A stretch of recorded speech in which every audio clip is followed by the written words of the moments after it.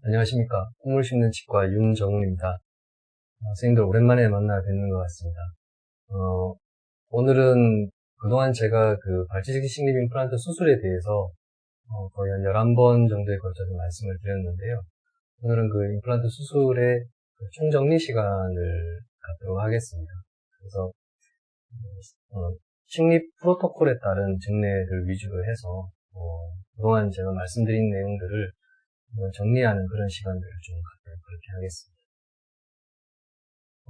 그래서 그 즉시 식립의 그 트리트먼트 디시전에 대해서 이런 경우에 어떻게 할 것이냐 뭐 이런 이야기들을 논문을 통해서 조금 살펴보고 그다음에 제가 가지고 있는 그 식립 프로토콜을 좀 설명을 해드리면서 그 식립 프로토콜에 따른 그 증례를 보면서 오늘 제가 드릴 말씀들을 좀 나누도록 그렇게 하겠습니다. 먼저 첫 번째 문헌이 되겠습니다.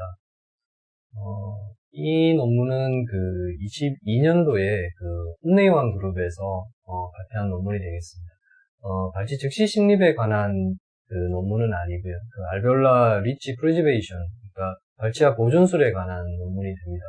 근데 이제 이 분류 방법에 있어서 저희들이 조금 참고를 해볼 그럴 부분들이 좀 있어서 제가 이 논문을 조금 소개해드릴까 그렇게 생각을 합니다. 그래서 이 논문은 일단 기본적으로는 그 바칼본의 그 몰폴로지, 그러니까 바칼본의 형태와 그 다음에 디펙에 따라서 이제 발치와를 분류를 하고 있고요. 그 다음에 그러한 그 소켓 타입을 3가지 정도로 분류를 했습니다. 이렇게 바칼 플레이트가 인텍트하냐, 그 다음에 디센시가 있느냐, 그 다음에 이제 페네스트레이션이 있느냐, 이제 이런 거에 따라서 이제 분류를 한 그러한 논문이 되겠습니다. 그래서 이러한 그 발치와 보존술의 관점에서 일단 그 소켓 타입 1 같은 경우에는 그 바칼본이 이제 인텍트한 경우를 가정을 한 것입니다. 그래서 바칼본이 인텍트하다면 바칼본의 두께를 말하는 라비알본의 두께를 말하는 것이죠. 그래서 두께가 1mm 이상인 경우와 그다음에 이제 1mm 이하인 경우를 나누어 놓았습니다. 그래서 뭐 제가 몇 번 그 논문에서 설명을 해드렸었는데 그 대체적으로 그 한국인들에 있어서 바칼 플레이트의 두께, 그러니까 본의 두께는 1mm 이하입니다. 그건 이제 우리나라뿐만 아니라 대체적으로 뭐 브라질이라든지 뭐 다른 쪽에서 나온 논문들을 봐도 1mm 이하인 경우가 대부분이다. 상악 전치부에서 그래서 이제 그러한 경우들이 많기 때문에 주로 B 타입을 이제 우리가 생각을 좀 해보는 것들이 좋을 것 같고요. 그 다음에 두 번째 소켓 타입은 그 페네트레이션이 있는 경우이죠. 이 경우는 이제 단일 경우라고 이야기를 하고 있고요. 그 다음에 이제 세 번째 소켓 타입은 바칼본의 그 디센시가 있는 그런 경우가 되겠습니다. 그래서 디센시를 바칼본의 높이에서 대략 한 3분의 1 정도 이하인 경우를 A 타입이라고 정했고요. 그 다음에 3분의 1에서 3분의 2 정도의 높이의 디센시가 있는 경우를 B 타입이라고 정했습니다. 그리고 3분의 2 이상 광범위한 바칼본의 흡수가 있는 디센시가 있는 경우를 C 타입이라고 정했습니다. 그래서 이렇게 이제 나누어서 분류를 하였다라는 것이 되겠습니다. 그래서 이제 이 디시전 트리를 좀 살펴보면 먼저 첫 번째 그 소켓 타입 1에서 그 바칼본이 인텍트한 경우에 이 왼쪽 A 타입을 따라 내려오게 되면 두께가 이제 두껍다라는 거죠. 본의 두께가 두껍다라는 것이죠. 본도 인텍트다. 그런 경우에는 굳이 리치 프리저베이션 할 필요가 없이 바로 임플란트 즉시 식립을 하라 이런 이야기를 하고 있고, 두 번째는 이제 인텍트 하지만 두께가 이제 1mm 이하로 얇은 경우죠. 상악 전치부 같은 경우에는 이제 특히 한국 분들, 뭐 동양인들 대부분 마찬가지라고 생각이 되는데 대부분 여기에 해당이 된다라고 생각이 됩니다. 인텍트하는. 그래서 그런 경우에는 이제 그 공그라프트를 하고 그 다음에 플락 앤 플러그나 이런 그 플락 테이프라든지 이런 것들을 통해서 그 입구를 실링을 해주라 이제 이런 이야기를 하고 있습니다. 개인적으로 이제 즉시 식립을 하는 관점에서 보면 이제 이런 경우에는 이제 그 즉시 식립은 가능하다고 생각을 하는데 어쨌든 리치 프리저베이션의 관점에서 이렇게 이야기를 하고, 그 다음에 이제 두 번째 소켓 타입은 이제 페네트레이션이 있는 경우가 되겠죠. 이런 경우를 쭉 살펴보면 이와 같이 그 리저버블 멤브레인을 가지고 봉그라프트를 하고 나서 그 안쪽에서 알베올라 소켓의 안쪽에서 이렇게 라이닝을 멤브레인을 해주고 난 다음에 봉그라프트를 해주라 그런 이야기를 하고 있습니다. 그다음에 세 번째 소켓 타입 같은 경우에는 그 본에 디선시가 있는 경우이고요. 그것들은 이제 앞에서 말씀드린 대로 세 가지 타입으로 나누어 나왔습니다. 첫 번째 타입은 디선시 양이 좀 적은 경우죠. 그러니까 바칼본의 높이 한 3분의 1 정도만 디선시가 있는 경우가 되겠습니다. 그런 경우에는 페네스트레이션과 동일하게 그 리저버블 멤브레인을 통해서 알베올라 소켓 안쪽에서 라이닝을 해주고 그다음에 그라프트를 해주라는 것이고요. 두 번째는 3분의 1에서 3분의 2 정도의 디선시가 있는 경우라면 이때는 그 플랩을 다 열지는 않고요. 터널링을 한다 아니면 뭐 이제 인벨롭 플랩이라고 하죠. 그 플랩을 젖히지 않고 페로스티움과 본 사이를 갖다가 이렇게 디태치먼트를 해줘서 그 사이에 이제 난리저버블 멤브레인, EPTFE 멤브레인을 갖다가 집어넣고요. 그 다음에 봉그라프트를 해주고 기다린다라는 뜻이 되겠습니다. 그 다음에 세 번째는 이제 광범위한 디선시, 3분의 2 이상의 디선시가 있는 경우라면 이때는 이제 플랩을 열고 그 다음에 봉그라프트를 하고 그 다음에 PT 멤브레인, 난리저버블 멤브레인을 사용해서 라이닝을 해주다, 지배를 해준다, 이제 이렇게 이야기를 하고 있습니다. 그래서 뭐 이걸 그림으로 잠깐 살펴보면 사실 뭐 제가 이 논문에 이제 소개를 해드린 이유는 이제 바칼본에 대해서 이렇게 조금 심도 있게 이야기를 하고 있는 것 같아서 이제 말씀을 드리는 것이 되겠습니다. 그래서 이 바칼본의 두께가 두꺼운 경우에는 리치 프리저베이션을 하지 않고 그냥 바로 식립을 해주라는 것이고요. 바칼본의 두께가 얇다면은 이제 리치 프리저베이션을 하고 플러그를 집어 넣어서 이렇게 기다렸다가 수술한다 이런 이야기를 하고 있습니다. 그 다음에 이와 같이 페네트레이션이 있는 경우라면 플랩을 열지 않고 알베올라 소켓을 라이닝을 하고 난 다음에 봉그라프트를 해주라는 것이고요. 그 다음에 리저버블 멤브레인, 그 다음에 디선시가 이렇게 3분의 1 이하로 이렇게 작은 경우에는 소켓 안쪽에서 이렇게 멤브레인으로 이제 라이닝을 해주라 이런 이야기를 하고 있습니다.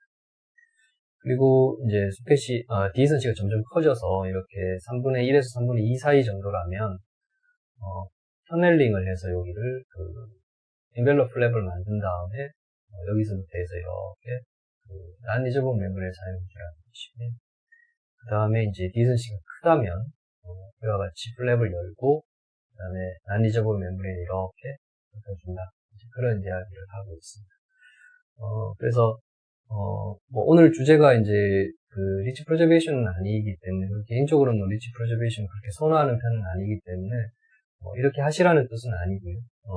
뭐 이러한 바칼 플레이트의 두께라든지 디선시에 따라서 여러 가지 이러한 우리가 치료의 옵션들이 있다 이런 정도를 참고하시면 될 것 같습니다. 그리고 이제 두 번째 논문을 좀 살펴보면 페네이토가 2007년에 발표한 논문이 되겠습니다. 여기에는 보시면 우리가 많이 알고 있는 살라마라든지 가버 그런 분들이 같이 참여하고 있는 그런 논문이 되겠습니다. 그래서 상악 전치부, 그러니까 에세링 임플란트를 하는 데 있어서 임플란트의 뭐 위치라든지 타이밍 이런 것들을 전반적으로 이제 이야기를 하고 있는 많이들 언급되고 있는 그런 논문이 되겠습니다. 이 논문에서 이제 분류, 클래시피케이션 파트만 제가 조금 발췌를 해왔는데요. 그것들을 조금 살펴보도록 하겠습니다. 그래서 이 논문에서 언급하고 있는 발치 즉시 식립의 분류를 좀 살펴보면, 먼저 클래스 1 같은 경우에는 바칼본의 상태에 따라서 분류를 해놨고요. 클래스 1 같은 경우에는 바칼본이 인텍트 하면서 진지바 바이오 타입이 띡한 타입인 것이죠. 이제 그런 경우에는 임플란트를 플랩리스로 수술이 가능하고요. 그 다음에 결과도 아주 이상적으로 좋고, 그 다음에 즉시 식립 당연히 가능하다. 이제 그런 이야기를 하고 있고요. 두 번째는 클래스 2가 되겠습니다. 이 경우는 바칼본이 인텍트 하지만, 스테인 진지바 바이오 타입이 되는 것이죠. 그래서 앞에서도 제가 말씀을 드렸지만, 이 클래스 2 케이스가 이제 우리가 가장 많이 임상에서 접하게 되는 상악전 지부 같으면 그런 케이스가 될 것이라고 생각을 합니다. 그래서 이런 경우에는 즉시 식립을 하면서 봉그라프를 하고 그 다음에 CTG를 같이 해주는 것이 좋겠다 이렇게 이야기를 하고 있습니다. 결과도 비교적 괜찮고 즉시 식립도 가능하다 이렇게 이야기를 하고 있습니다. 세 번째는 이제 바깥 플레이트에 디센시가 많아서 혹은 흡수가 많아서 이제 흡수가 이제 그래서 1이나 2에 비해서는 많지만 그래도 임플란트 식립이 가능하고 본 하우징 내로 임플란트를 가능한 이제 우리가 식립을 할 수 있다 이제 이런 케이스가 되겠습니다. 이런 경우에는 임플란트를 식립을 하면서 당연히 GBR을 해야 될 것이고요. 그다음에 그 GBR과 함께 CTG라든지 아니면 그 이후에라도 CTG를 해주는 것이 좋겠다 이렇게 이야기를 하고 이런 경우에는 이제 결과가 acceptable한 정도라고 이야기를 하고 있습니다. 그렇죠. 저도 이제 이런 케이스를 해보면 특히 상악 전치부에서는 아주 이상적인 심리적인 결과들을 구하는 것은 좀 힘든 경우들이 많은 것 같습니다. 그리고 이제 네 번째 케이스는 이제 그 협착골에 그 디피선시가 많고요. 그 다음에 그 임플란트를 식립하기가 힘든, 그러니까 광범위한 그 고래 흡수가 있거나 아니면 초기 고정이 잘 나오지 않는 그런 케이스가 되겠습니다. 이때는 이제 딜레이드 타입 수술을 하라. 이제 그렇게 이야기를 하고 있습니다. 그래서 이제 이 논문을 좀 정리를 하면 그 상악 전치부에서 발치와를 그 손축골판의 그 두께, 바이오 타입과 그 다음에 이제 열계의 유무에 따라서 이제 크게 네 가지로 분류한 것이라고 판단이 됩니다. 그래서 원 같은 경우에는 손축골판이 인텍트하고 그 다음에 두꺼운 경우인 것이죠. 그래서 플랩리스로 발치 즉시 식립을 할 수 있는 그런 경우를 말하는 것이고요.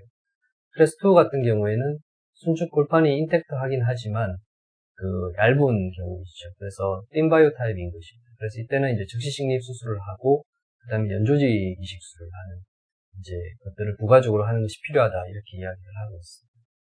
그 다음에 클래스 3 같은 경우에는 손축골판 흡수가 있기는 하지만 그 다음에 임플란트 식립이 가능하고요.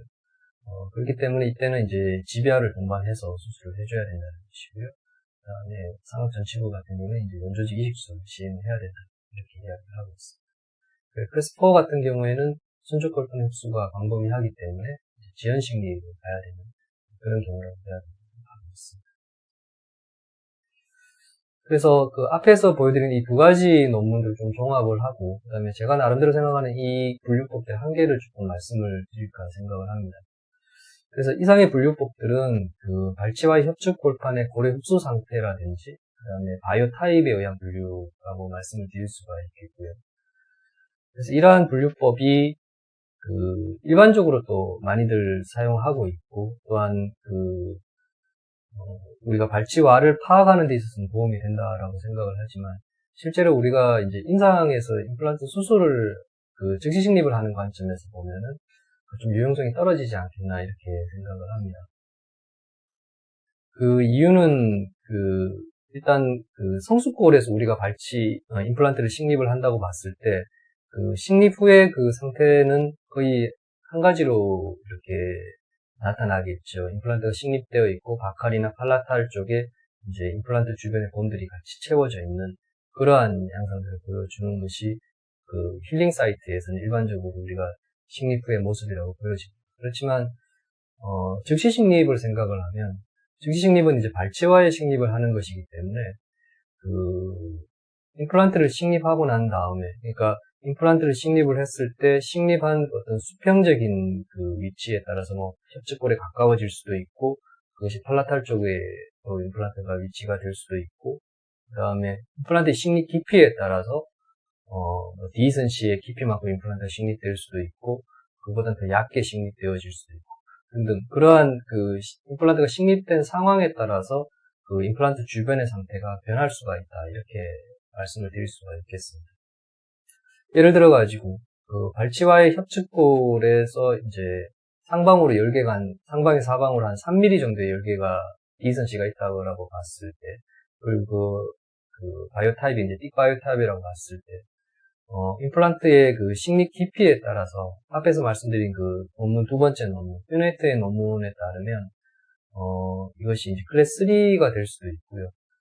클래스 1이 될 수도 있습니다. 즉, 그 임플란트를 조금 깊이, 한 3mm 정도 이상으로 이렇게 깊이 식립을 하게 되면은 그 임플란트 주변에 그 디선시가 없는, 왜냐면 디선시보다 조금 더 깊게 식립을 했기 때문에 되어지는 그러한 그 심플한 그 셀프 컨테이닝 디펙이 되기 때문에 그때는 이제 클래스 1이 될 수도 있다는 것이죠. 그리고 이보다는 깊이를 조금 더 얕게 식립을 하게 되면 이제 임플란트 주변으로 이제 디선시가 생기는 클래스 3가 될 수도 있다. 이제 이런 이야기를 드릴 수가 있는 것입니다. 이것을 그림으로 좀 살펴보면, 이와 같이 환자분에게 있어서 박할본에 이제 그 디선시가 이렇게 있는 그런 경우에 임플란트를 이제 이런 정도의 만약에 높이에서 식립을 하고, 그 다음에 이 링구알 쪽으로 이렇게 붙여서 이렇게 식립을 했다면, 앞에서 제가 여러 차례 말씀을 드린 그 HDW와 그 다음에 HDD와의 관계에 있어서는 HDW가 더 큰 이러한 관계들이 되고, 이 부분에는 이제 이러한 디펙이 그 non-self containing 디펙으로 생기는 그런 양상이 되겠습니다. 그래서 이런 경우라면 결국은 퓨네이터의 분류에 의하면 클래스 3가 되는 것이죠. 그래서 GBR을 해야 되는 상황이고, 만약에 전치부 같으면 이제 서브티슈 그라프트나 이런 것들이 필요하다 이렇게 말씀을 드릴 수가 있겠습니다. 근데 이제 이런 경우에 우리가 식립 깊이를 조금 조절을 하고, 그다음에 식립 위치를 조금 더 조절을 하는 경우에 이제 이렇게 만약에 식립이 된다라고 하면 이 부위는 일반 디펙, 그러니까 우리가 본 이 그 인텍트한 케이스가 되어버릴 수가 있는 것이죠. 그래서 이런 경우라면 여기는 그냥 심플 본그라프를 하는 것이죠. 그래서 퓨네이터의 분류에 의하면 클래스 1, 제가 가지고 있는 분류에 의하면 클래스 1이나 2 이런 케이스가 될 수가 있다. 이제 그렇게 말씀을 드릴 수가 있겠습니다. 그래서 이것이 이제 발치와가 이제 성숙골에서의 임플란트 식립과 는 다른 그러한 차이를 가진다 이렇게 말씀을 드릴 수가 있겠습니다.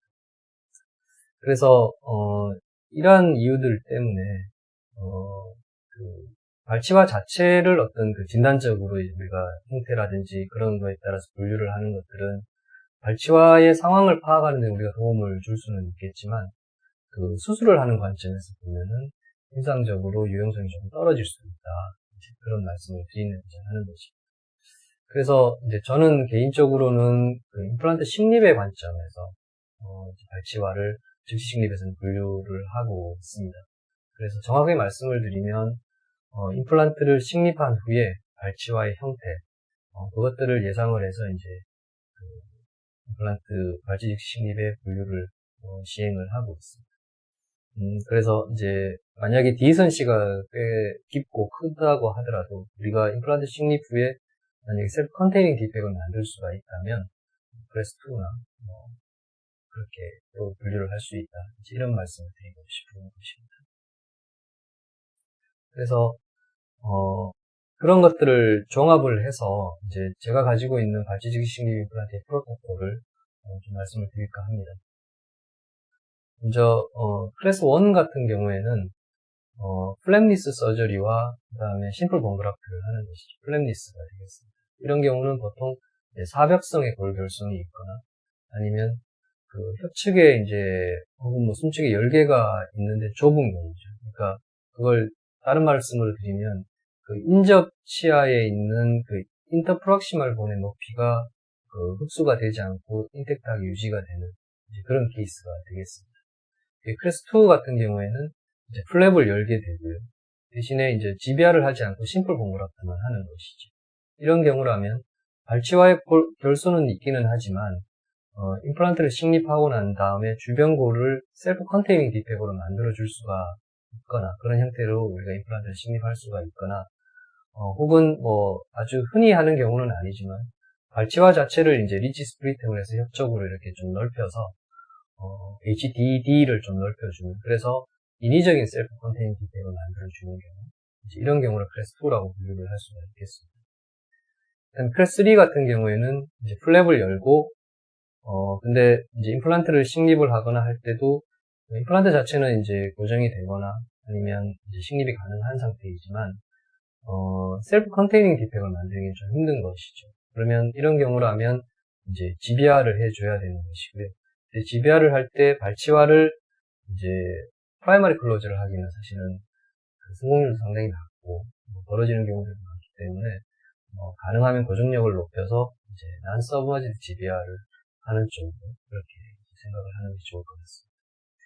그 다음에 이제 클래스4 같은 경우에는 광범위한 골 결손이 있거나 임플란트 자체가 이제 초기 고정이 잘 안 되는 경우라고 말씀을 드릴 수가 있겠습니다. 이런 경우라면 앞에 논문 1에서 첫 번째 논문에서 말씀드린 것처럼 리치 프리저베이션을 하거나 아니면 딜레이 타입 수술을 하는 게 좋을 것 같고요. 그리고 클래스5 같은 경우에는 이제 심미성이 요구되는, 그러니까 상악 전치부라든지 하악 전치부 필요에 따라서는, 그 다음에 이제 경우에 따라서는 이제 소두치부, 상악 소두치부까지. 그래서 이제 연조직 이식술을 동반을 해야 되는. 그래서 이제 치은의 높이라든지 바이오 타입, 그다음에 인접치의 치간거리 높이 이런 것들을 종합적으로 고려를 해서 심미적인 이제 요구가 있는 그러한 케이스에서 이제 수술을 하는 경우를 이제 클래스 5라고 이렇게 말씀을 드릴 수가 있겠습니다. 그래서 이제 클래스별로 이제 증례를 좀 살펴보고 오늘은 마무리하도록 그렇게 하겠습니다. 이제 클래스 1 케이스가 되겠습니다. 클래스 1은 앞에서 말씀드린 대로 플랩리스 수술과 함께 심플 본그라프트가 되겠습니다. 대략 주로 이제 우리가 캐리어스라든지 그런 프랙처 이런 것들에 의해서 발치를 하는 경우에 이제 플레이트들이 바칼이나 팔라탈이나 링구알 쪽에 분들은 잘 이제 유지가 되는 그런 경우들이 많죠. 그런 경우에 사백성 골결손, 그런 경우와 같은 사백성 골결손과 그 다음에 이제 협착 열개가 있기는 하지만 이제 좁은 경우라든지 그래서 혹은 인접치의 인터프락시말 보온을 먹지 않고 인터프락시말 보온의 높이가 잘 유지가 되는 이제 그런 경우 정도는 플랩리스 수술이 가능하다 이제 이렇게 말씀을 드릴 수가 있겠습니다.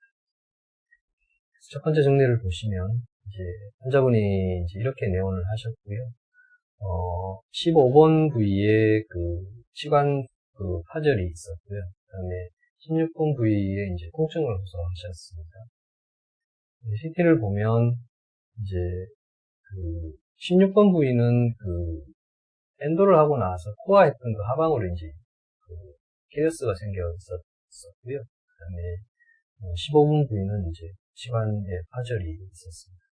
보다시피 이렇게 임플란트 주변의 본들은 아주 인텍트하게 잘 유지가 되는 그런 증명이 되겠습니다.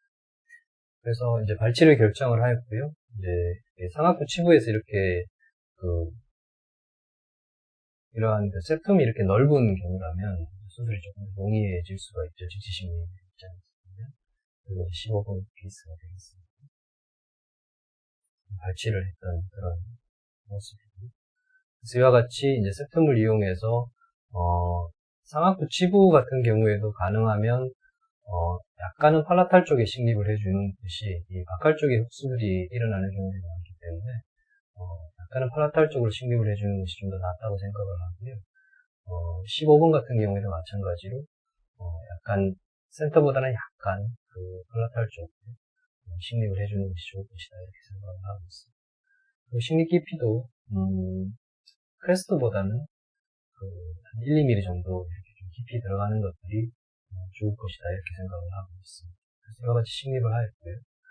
이런 경우라면 방법대로 본그라프트를 해주고 그 다음에 힐링을 올리고 그 다음에 이제 이건 프라이머리 클로즈를 하지는 않죠.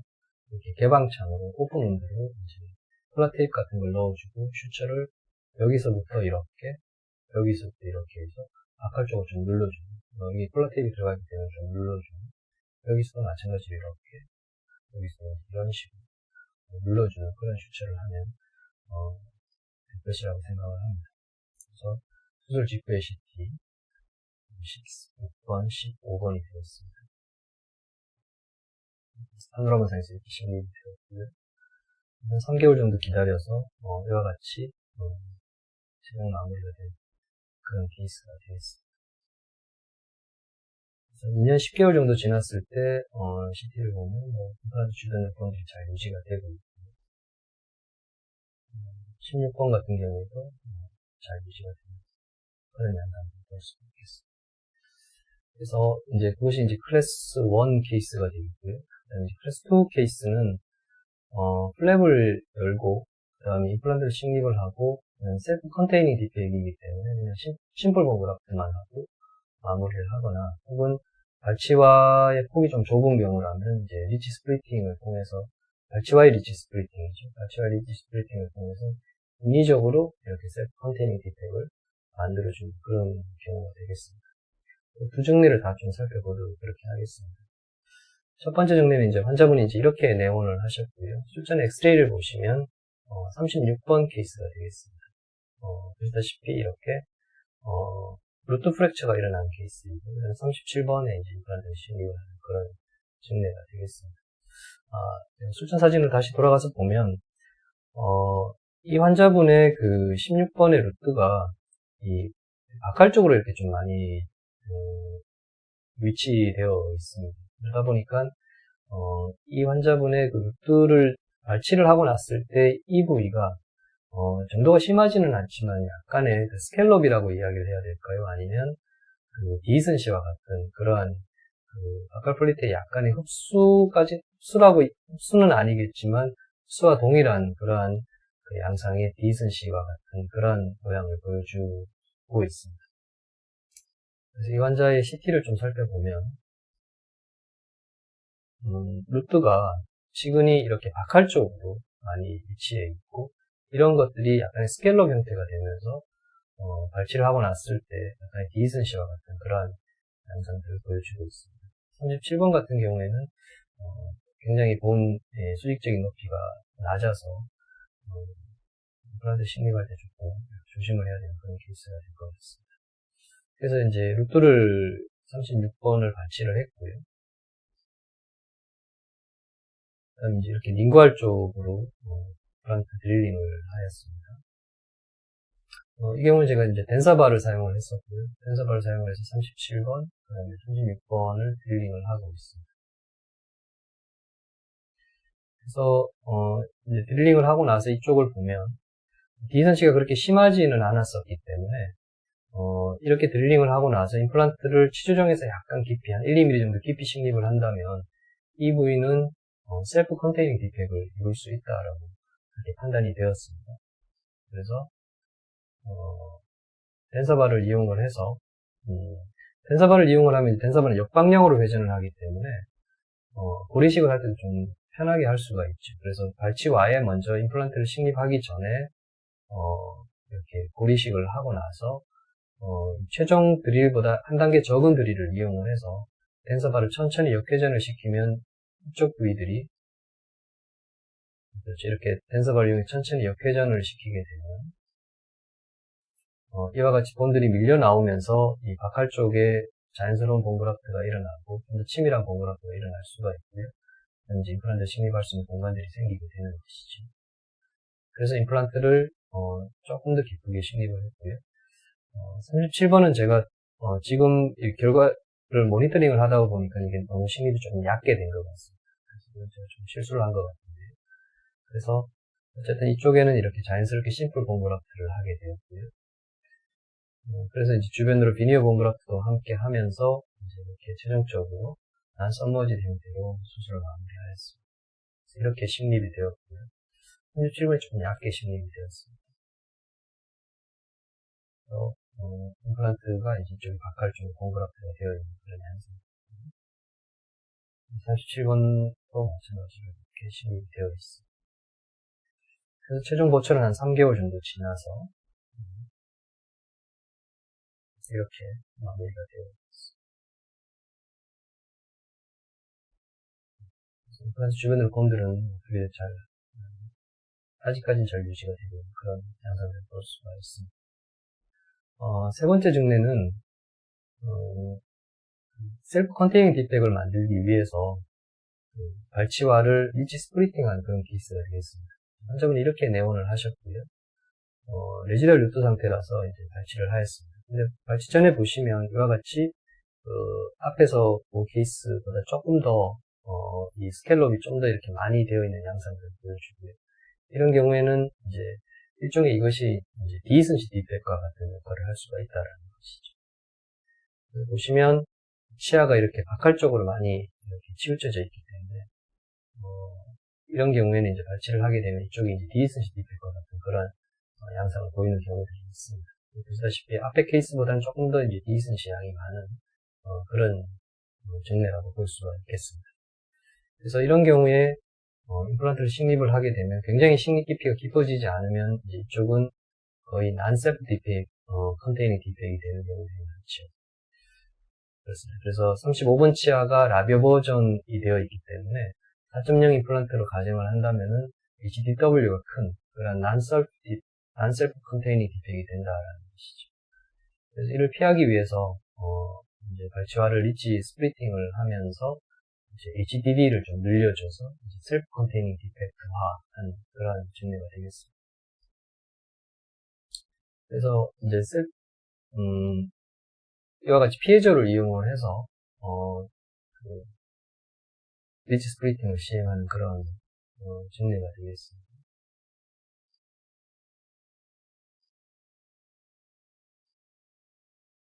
이제 이와 같이 이렇게 버티칼로도 인덴테이션을 주고 이제 호리존탈 인덴테이션을 주게 되었고요.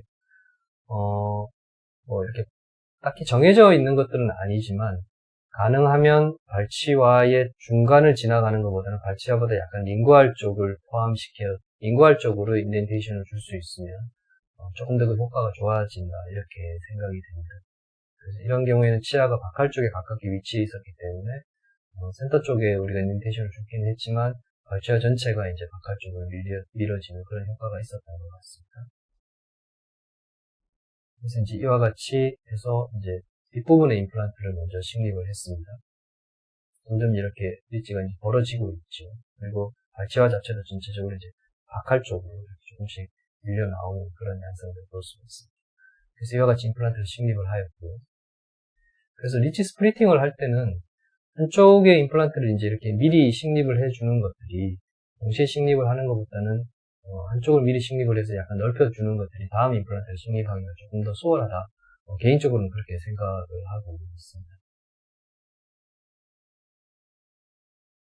그래서 이와 같이 드릴링을 하고 임플란트를 식립을 하고 이렇게 이제 식립이 되어진 것이죠. 그래서 이렇게 임플란트가 식립이 되었으면 이쪽 쪽은 그 바칼 쪽에 디선시가 있기는 하지만 이 HDD가 넓어지기 때문에 셀프 컨테이닝 디펙트를 만들 수가 있는 것입니다. 그래서 온그라프트를 해주고 주변에 이제 비니어 그라프트도 같이 해서 이와 같이 최종적으로 마무리한 그런 증례가 되겠습니다. 그래서 힐링되는 양상을 보면 일주일 20일 정도 지나서 힐링이 깨끗하게 잘 일어났습니다. 그리고 한 1개월 20일 정도 지났을 때도 주변에 케라티나이드 진지바들도 잘 생기고 특별히 힐링에 문제가 있어 보이지는 않습니다. 그래서 수로 1개월 22일 정도 지났을 때 CT를 보면 바칼 쪽에 발코니들이 잘 형성되어 있는 그런 양상을 볼 수가 있습니다. 그래서 3개월 지나서 최종적으로 이렇게 고철문을 마무리하였고요. 예, 보시다시피 이렇게 임플란트 주변으로도 케라티나이드 진지바들도 잘 유지가 되고 있습니다. 5개월 정도 지났을 때도 부분들이 잘 유지가 되는 그런 양상들을 볼 수가 있습니다. 예, 한 3년 2개월 정도 지금 되어 있는데요. 이쪽이 이제 리치 스플리팅 한 케이스가 되겠죠. 임플란트 주변의 본들은 잘 유지가 되는 그런 양상들을 볼 수가 있습니다.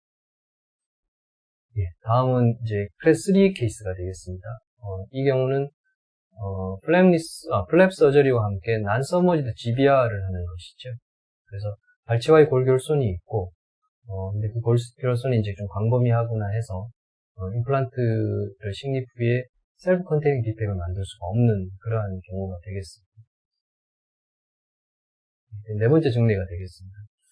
이 증례는 아주 잘 된 증례는 아니지만 한번 살펴보도록 하겠습니다. 이제 27번 케이스가 되겠습니다. 환자분이 이제 이렇게 내원을 하셨고요. 이제 모빌리티가 심해서 발치를 하게 되었습니다. 술전 CT를 보면 이 27번인데요. 팔라탈 쪽에는 범들이 거의 인텍트하게 잘 남아 있는데 바칼 쪽으로 범들이 많이 녹아 있습니다. 앞에 임상 사진에서도 그 좌측에 그 루트들이 다 보이는 그런 상태였죠. 그렇게 해서 이런 경우에 이제 팔라탈을 이용을 해서 임플란트를 식립을 할 수는 있는데 바칼 쪽에 이제 플레이트가 많이 녹아 있기 때문에 컨테이닝 디펙을 만들기는 조금 힘든 증례가 되겠습니다. 보시다시피 이렇게 녹아 있는 그런 증례가 되겠습니다. 그래서 이렇게 발치를 했고요. 보다시피 여기가 이제 팔라탈 루트가 되어 있고, 이제 바칼 쪽은 이제 바칼 플레이트가 이제 거의 이제 흡수가 되어 있고, 다행인 것은 이렇게 세툼이 어느 정도 남아있는 그런 증례가 되겠습니다. 그래서 팔라탈과 세툼을 이용을 해서 이제 임플란트 드릴링을 했고요. 이제 이렇게 드릴링을 한 거고요. 그 다음에 임플란트를 이와 같이 식립을 하였습니다. 조금 아쉬운 것은 이제 지금 이 사진을 제가 리뷰를 해보니까 조금 더 깊이 식립을 했었어야 된다는 아쉬움은 조금 있습니다. 그래서 어쨌든 이렇게 식립을 하고, 이제 이쪽에는 본그라프트를 하고, 그 다음에 이제 아이젠을 이용을 해서 이제 GBR을 해줬습니다.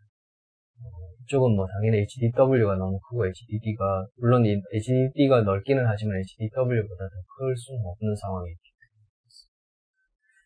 지금 아이젠 사진이 없어서 제가 넣지는 못했는데요. 아이젠을 넣고 이제 이와 같이 난서머디드 GBR 형태로 이제 수술을 마무리하였습니다. 보시다시피 이렇게 바칼 쪽을 본 분들이 많이 이렇게 그라프트가 되어 있고요. 이제 이렇게 아이젠이 들어가 있는 그런 영상들이 보여지고 있습니다. 파노라마 사진상에서 봐도 이렇게 홈그라프트가 광범위하게 이루어져 있고요. 아이젠이 들어가 있는 그런 양상들을 볼 수가 있습니다. 그래서 이제 아이젠 같은 경우에 이제 소프티슈에 디선시가 좀 생길 수가 있죠. 그래서 보시다시피 이렇게 약간씩 디선시가 생겨지고 있고요.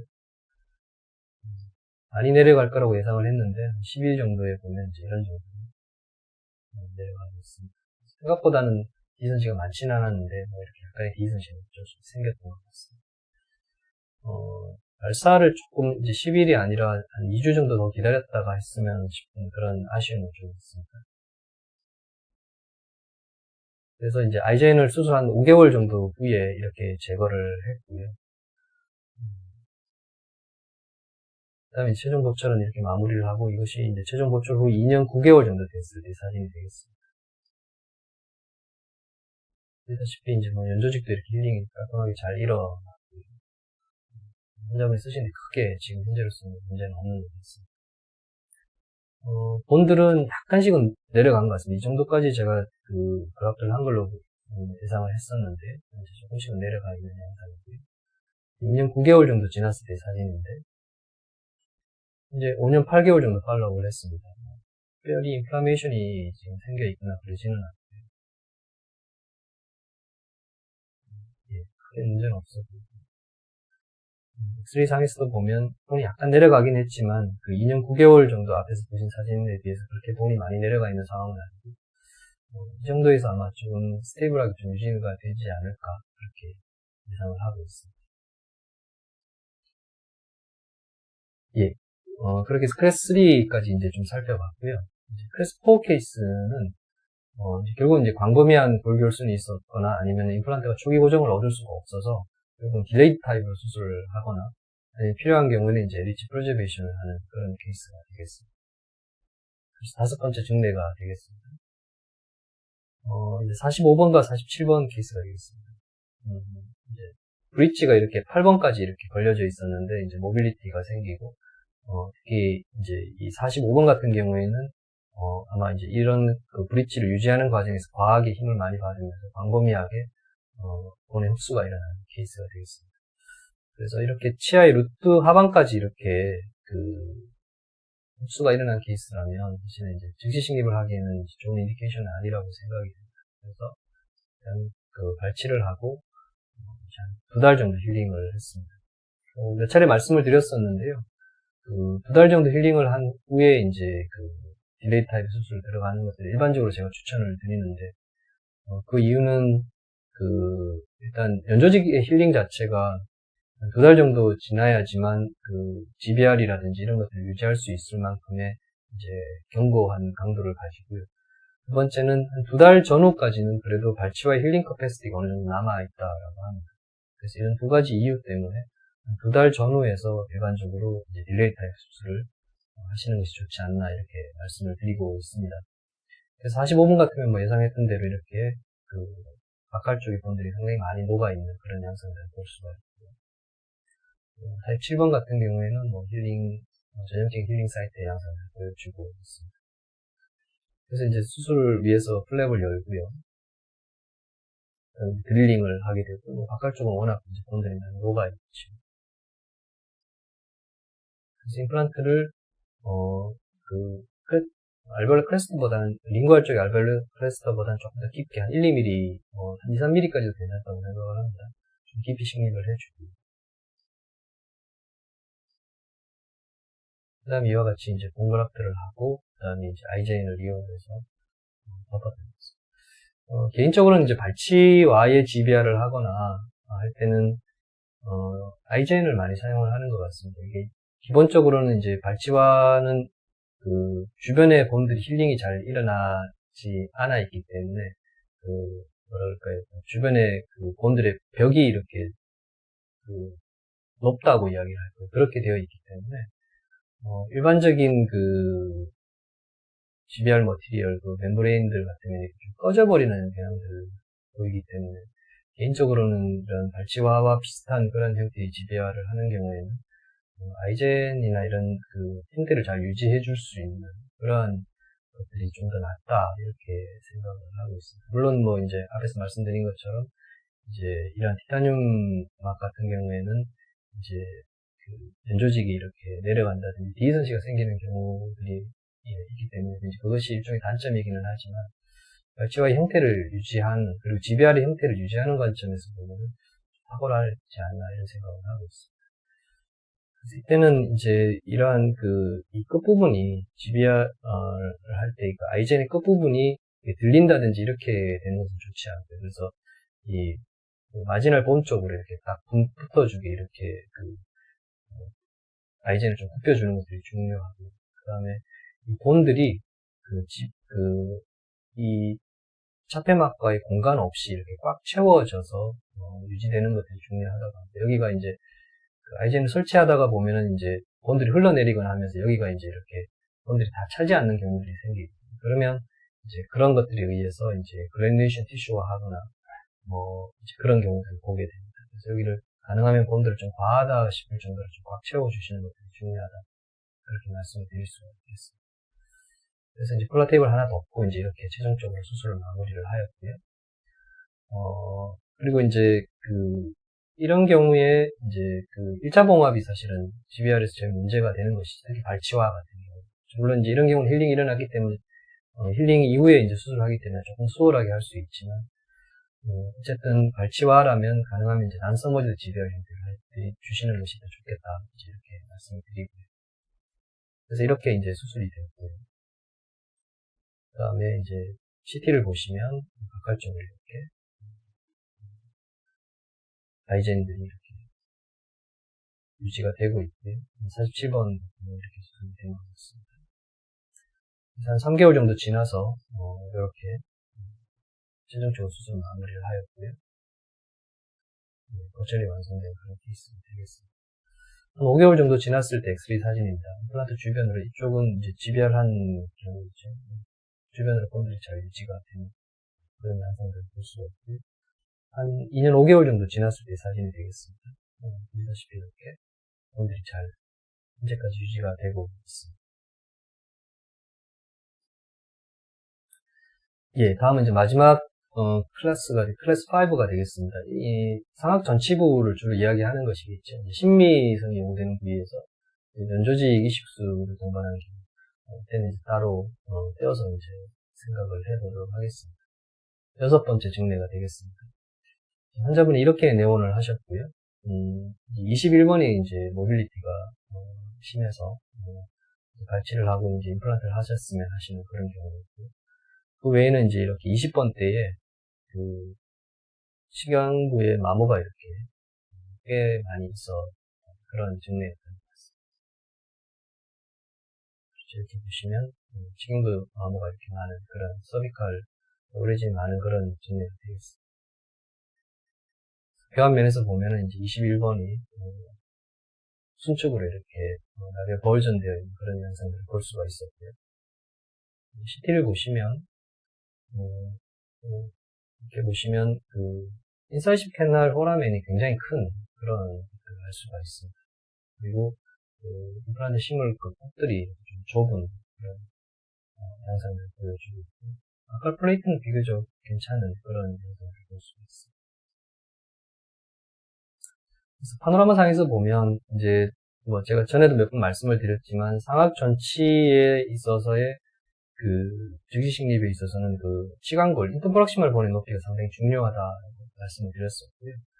여기 보시면 21번 주위에 그 시간골을 보면 대략 이런 정도, 그러니까 이 메지알과 디스탈 쪽의 그 시간골의 높이가 좀 다르다라는 것들을 알 수가 있습니다. 그래서 일단 발치를 했고요. 그 다음에 이제 이 인사이드 캐널 포라멘들이 가까웠기 때문에 이쪽을 같이 팔라타를 또 열어줘서 이쪽에서 이제 그 CT 그라프트도 조금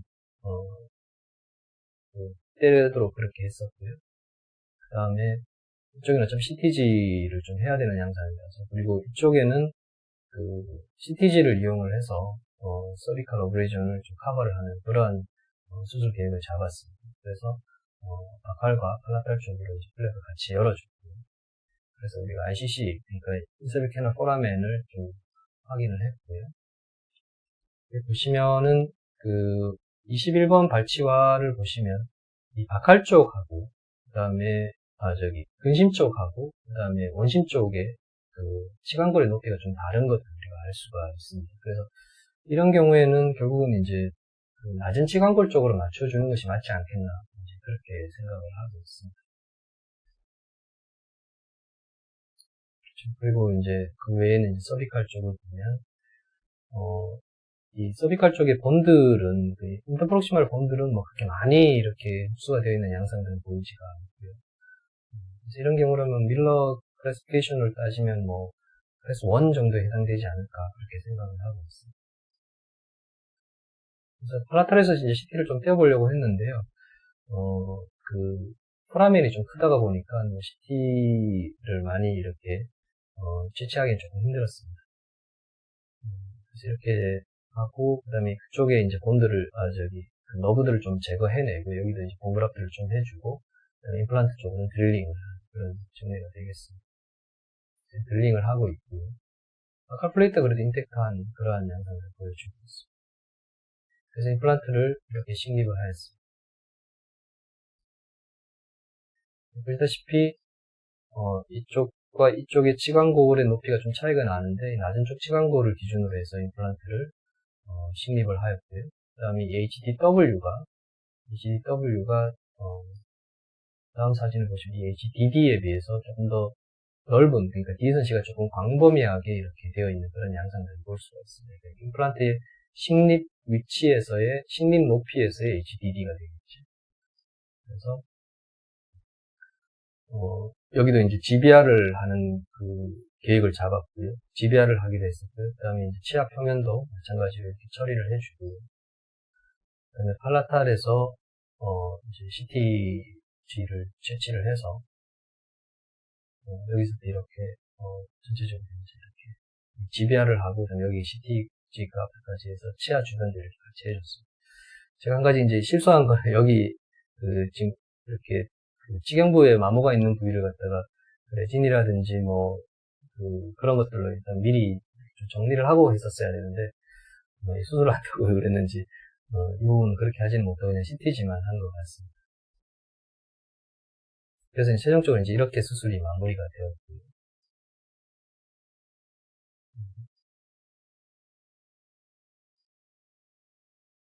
수술 직후에 엑스레이 사진이 되겠습니다.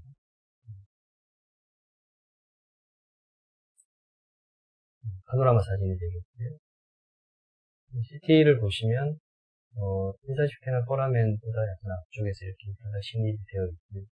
이번에 커팅이 그래서 그렇지 아마 인사이드 캐널 포라멘 쪽으로 임플란트가 들어가지는 않은 것 같습니다. 바칼 쪽으로 동그랗게 해놓은 그런 양상이 보여지고요. 7일 정도 이제 힐링 되었을 때 사진이고요.